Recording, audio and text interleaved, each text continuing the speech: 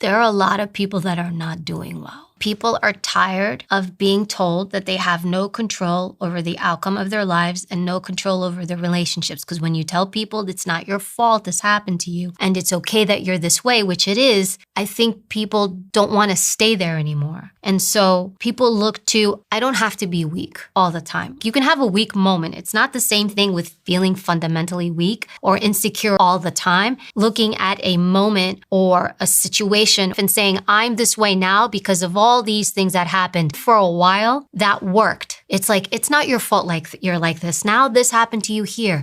It's not your fault that you don't trust people. This happened to you here. Because that theme's been going on for so long, what it does is it renders you powerless. It's saying you're this way because of all this other stuff and it's not your fault. And that translates to I have no power over it. I'm a result of what's happened to me. And that's a powerless state to be. All it does is keep suppressing you down. So you just stay there instead of saying, it happened to you. Okay, now where do we go from here? You are very well capable. And most people are. They just don't know how to trust themselves. I don't understand why we have to psychoanalyze everything we do. I feel we waste so much time in trying to figure out, I'm like this today because of this, this, and this. Sometimes I have found there's no clear reason why. There's nothing to make sense of. Even sometimes when people try to assess, like, why does this person treat me this way? Why that? What did I do? Why this? Sometimes there are reasons. And sometimes that person's just an asshole. There's nothing to analyze.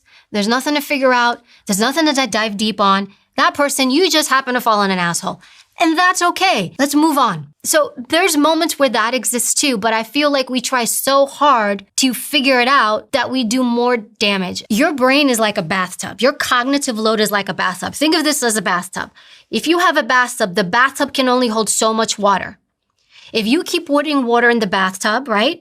It's going to overflow. That's your cognitive load. So if I have my cognitive load, my bathtub, and I keep putting water, it's going to overflow.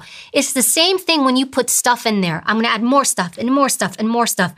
Your cognitive load is overflowing. It's maxed. You're inefficient. You're sloppy. You're not getting things done right. If you are, you're just barely getting there. You're everywhere. You're stressed out. You're frazzled because you're maxed out. You're beyond maxed out. So everything I do, I keep my load light. My bathtub only holds the water it needs to hold in. So it protects you from overextending yourself, stressing yourself, and it also keeps you from making bad decisions. You make good decisions. There's something called decision fatigue, where the more stuff I add, we think the busier I am, the better I am. I'm moving, I'm hustling, I'm doing all this stuff. Look how maxed out I am. Just because you're busy, it doesn't mean you're being productive. Those two things are not synonymous. So often people think, leaders keep adding.